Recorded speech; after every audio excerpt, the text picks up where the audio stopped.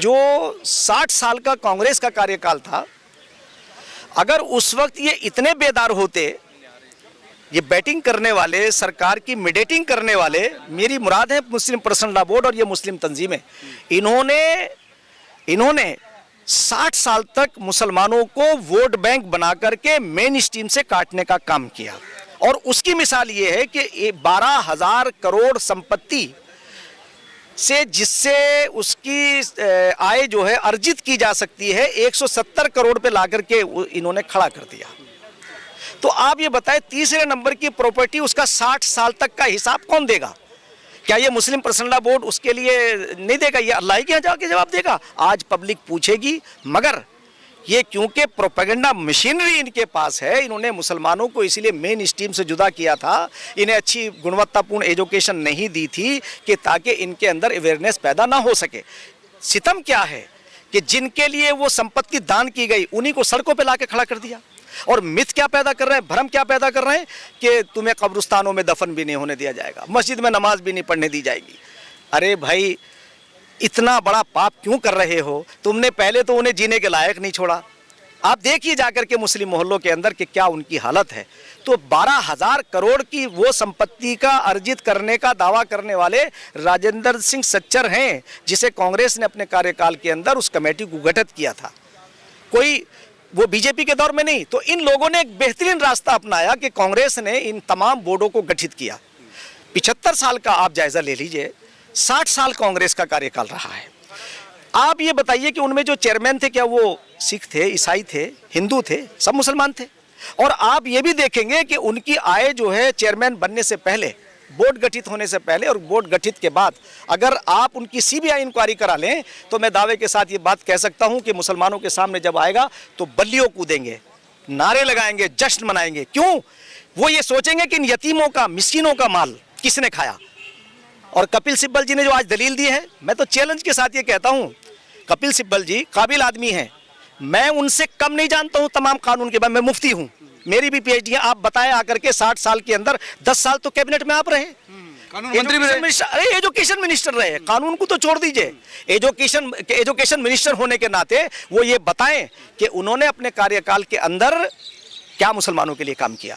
यही लोग जब यह मदरसा बोर्ड बन रहा था नेशनल लेवल के ऊपर, तो यही मुसलमानों के तथाकथित लोग क्यों गए थे कि गुणवत्तापूर्ण एजुकेशन ना मिले। आज यही भारतीय जनता पार्टी की सरकार, उसके माननीय मुख्यमंत्री पुष्कर सिंह धामी जी, मैं उत्तराखंड मदरसा बोर्ड के एज ए अध्यक्ष के, हमने जाते ही सबसे पहले वहाँ गुणवत्तापूर्ण एजुकेशन को सुनिश्चित किया। उनके मार्गदर्शन में हमने वहाँ एनसीईआरटी को लागू किया। आप धार्मिक एजुकेशन भी पढ़ो, अगर धार्मिक एजुकेशन के साथ आपको सामाजिक ज्ञान भी हासिल हो तो आप किसी वकील के करने की जरूरत नहीं रहेगी, किसी वकील की जरूरत नहीं, आप स्वयं अपना केस लड़ सकते हैं। तो मैं आपसे एक बात ये कहना चाहता हूं मान्यवर कि जिन लोगों ने तो ये जो कपिल सिब्बल है वो डबल गेम खेल रहे हैं। डबल नहीं, उन्हें तो अदर के, वो तो वकील हैं, प्रोफेशन, देखिए उनका प्रोफेशन है। और प्रोफेशन के साथ में जो वकील होता है, भाई देखिए ऐसा है, नेता भी तो है ना, सांसद भी है। नेता तो, अरे नेता तो है कि उन्होंने सांसद ही ले ली। और एक बात बताइए, उसमें एक मुसलमान हो सकता था। आप अपने जरिए से जरा बताइए। और उन मुसलमानों से कहना चाहता हूं कि अपने दिमाग को तो खोलो। जहां से 3 सदस्य कांग्रेस के जीत के आए हैं, मुसलमान 30% और 25% से ज्यादा है वहां। जहां से समाजवादी के लोग 5 जीत करके आए हैं, वहां मुसलमान 30% से ज्यादा है। क्योंकि इन्हें तो ये प्रोपेगेंडा करना है कि जो बीजेपी को हराए उसे वोट दो, आरएसएस तुम्हें यहां से निकाल देगी। अरे जो पशु पक्षियों की हिफाजत करते हो, पर्यावरण की बात करते हो, पौधों की बात करते हो, वो मुसलमानों का वध करेंगे? बताइए किसी एक ने। मैं लोगों से पूछता हूं कि इस सरकार के अंदर भेदभावपूर्ण एक बात बताओ। भाई लोकतंत्र में हमारी सबकी सरकार है। जब भी कोई बात होती है तो सारे लोग आके खड़े हो जाते हैं। अभी कोई बात होती है, अभी कोई बात हो जाए, आपके साथ ज्यादती हो जाए, मेरे साथ हो जाए, किसी और के हो जाए, 10 लोग आके खड़े हो जाएंगे न्याय के लिए। ये भारतीय संस्कृति है। आपने भारतीय संस्कृति की अवहेलना करते हुए मुसलमानों को सड़कों पर लाकर खड़ा कर दिया। किन्हें? जिनके लिए ये संपत्ति दान की गई थी, उन्हीं को आप कह रहे हैं कि तुम मस्जिद में नमाज नहीं पढ़ सकोगे, तुम कब्रिस्तान में दफन नहीं हो सकोगे। अरे मैं आपसे कह रहा हूं कि वो निर्दयी लोग नहीं है। प्रधानमंत्री जो हैं वो एक आम आदमी के घर पैदा हुए हैं, वो किसी राजघराने के अंदर पैदा नहीं हुए। मैं तो ये कहता हूं कि राहुल गांधी वायनाड गए, 80% मुसलमान हैं, वहां कोई मुसलमान नहीं खड़ा कर सकते थे। ये भाजपा से कहते हैं कि साहब भाजपा ने मुसलमानों को टिकट नहीं दिया। अरे भाई ये तो बताओ, तुमने ठेका ले रखा है कि साहब भाजपा को हराओ और मुसलमानों की दुश्मनी कराओ। आज जैसे जैसे वो एजुकेशन की तरफ आ रहा है, जैसे जैसे एजुकेशन की तरफ आ रहा है, मैं आपको ये बता दूं कि मैं उत्तराखंड की मिसाल इसलिए दे रहा हूं कि वहाँ माननीय मुख्यमंत्री पुष्कर सिंह धामी जी, उन्होंने हमें दिशा निर्देश दिया कि भाई ये बताओ ये बच्चे इंजीनियर और डॉक्टर क्यों नहीं बन सकते। मैंने कहा साहब बन सकते हैं, उन्हें गुणवत्तापूर्ण एजुकेशन दी जाए। अब गुणवत्तापूर्ण एजुकेशन देने के लिए जो अब आई इसकी बात कि भाई जो कांग्रेस ने नहीं दी गुणवत्तापूर्ण। अरे कांग्रेस ने तो लाके खड़ा कर दिया। आप देख लो ना उठा करके, कांग्रेस के कार्यकाल के अंदर इतने दंगे होते थे, इतने फसाद होते थे कि कोई शहर बचा हुआ नहीं है। आज पूरा भारत दंगा मुक्त है। उसका नतीजा है कि 50 से ज्यादा बच्चे यूपीएससी क्लियर कर रहे हैं, राष्ट्र से जुड़ रहे हैं, राष्ट्र की सेवा से जुड़ रहे हैं। आप देखो तो सही उठा करके, हमारी बेटियां बन रही हैं। ओवैसी कह रहे हैं कि बिल मुसलमानों के खिलाफ है, जमीन छीन ली जाएगी हमारी जमीन। ओवैसी को देखिए आपको बताएं, ओवैसी को हमारे सामने लाके बिठाइए। मैं दावे के साथ ये कह रहा हूँ, वो बैरिस्टर है, वो बैरिस्टर है। मैं आपको ये बता रहा हूँ, अगर आप उन्हें मेरे सामने 5 मिनट का चैलेंज कर रहा हूं मैं, क्योंकि वो तो चैलेंज करते हैं असामाजिक तौर से।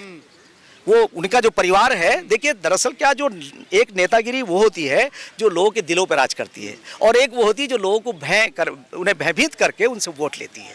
इन्होंने पूरे देश के अंदर एक माहौल बनाया एक सीट के लिए, पूरे मुसलमानों को तुमने गिरवी रखवा दिया। किसके? इन्हीं मुस्लिम पर्सनल लॉ बोर्ड, इन्हीं मुस्लिम तंजीमों के जरिए से कि ये बीजेपी आएगी तुम्हें यहाँ से निकाल देगी। आज बताइए 11 साल के कार्यकाल के अंदर कोई निकाल सकता है? अरे संविधान है आपके, हमारा देश चुनाव जीतने के लिए वो डर का माहौल बना रहे। सारा यही हाल हो रहा है यार, यही हो रहा है सब कुछ। आज मैं आपको बता रहा हूं कि आने वाले दिनों में प्रधानमंत्री नरेंद्र मोदी जी ने एक ऐसी लाइन खींच दी है, ऐसी लाइन खींच दी है, जैसे हमारे मुख्यमंत्री पुष्कर सिंह धामी जी ने उत्तराखंड के अंदर वो लाइन खींची है कि अगर अभी अवैध मदरसों पे कार्रवाई हुई, हमारे मदरसों के लोग हमारा स्वागत कर रहे हैं कि साहब इनकी वजह से हमारे मदरसे भी गड़बड़ कर रहे थे, उन पे भी प्रश्न लिखता था।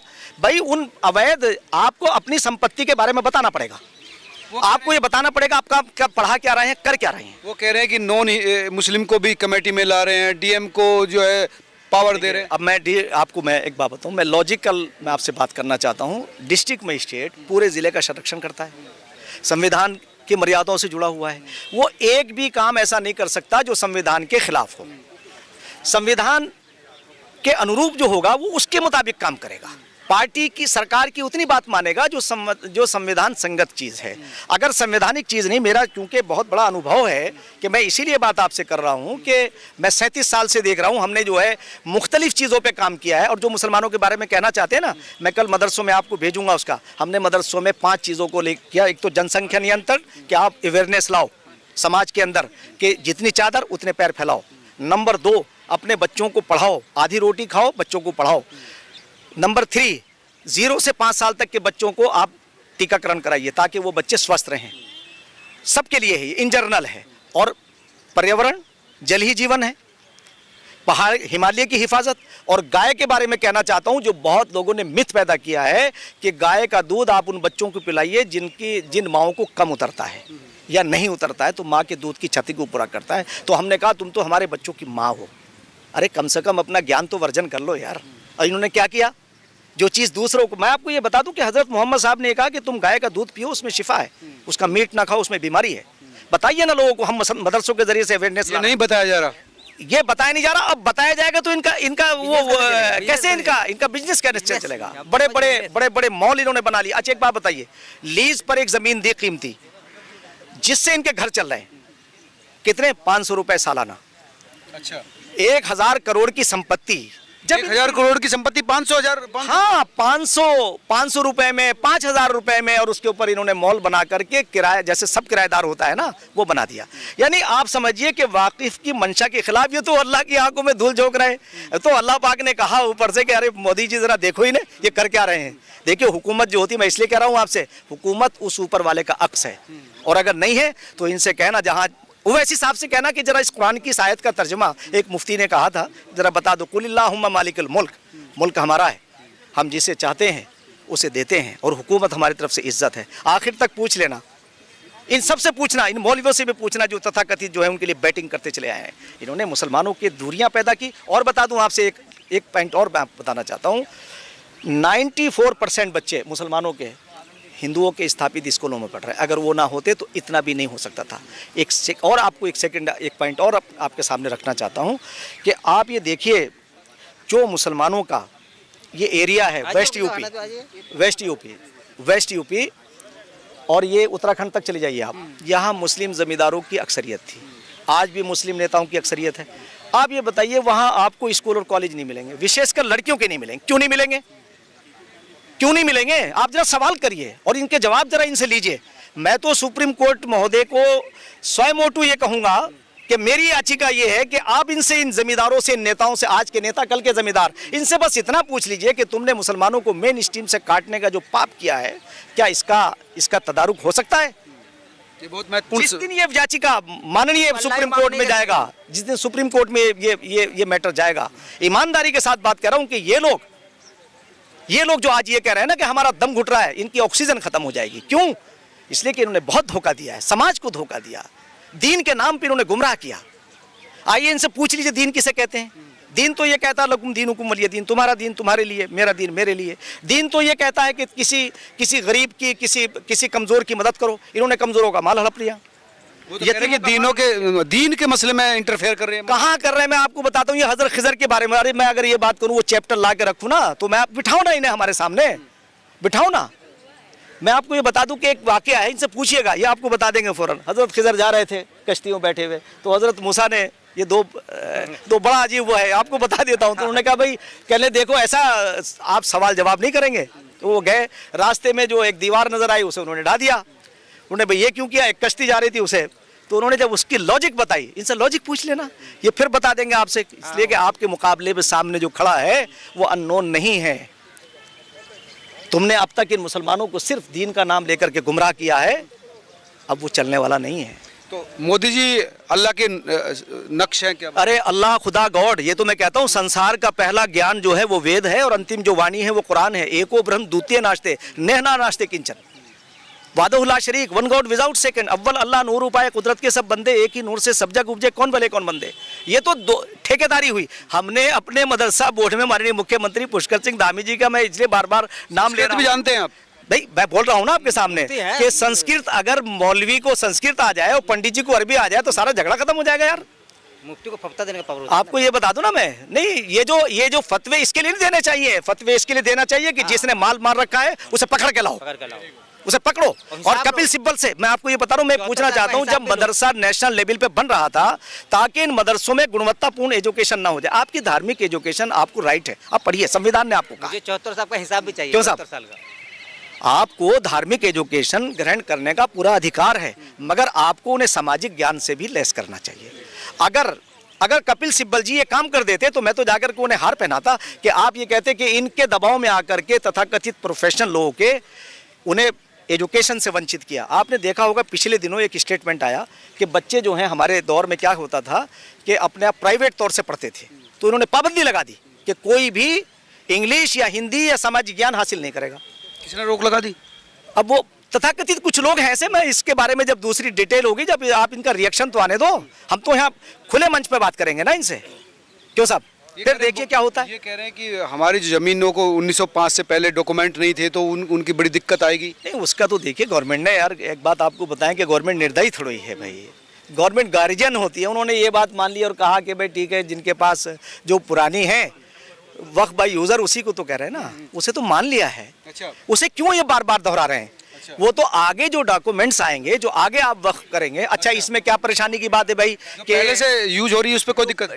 जो प्रैक्टिशनर मुसलमान की बात की भाई, अगर मैं नमाज पढ़ रहा हूँ, मैं मुसलमान हूँ, या कोई मुसलमान होके देना चाहता है, वो 5 साल तक अगर वो दे रहा है, तो इसमें कौन सा धार्मिक? ये भी कह रहे हैं कि पैसे पता चला कि 5 साल से है कि नहीं है, ये भी बड़ी दिक्कत कर दी। अरे यार, ये जो उनसे कौन पूछ रहा है? तुम्हारा तो नाम ही ओवैसी काफी है। उनको ओवैसी साहब, आपका जो बेटा आएगा उससे सारी संपत्ति दान करा देना।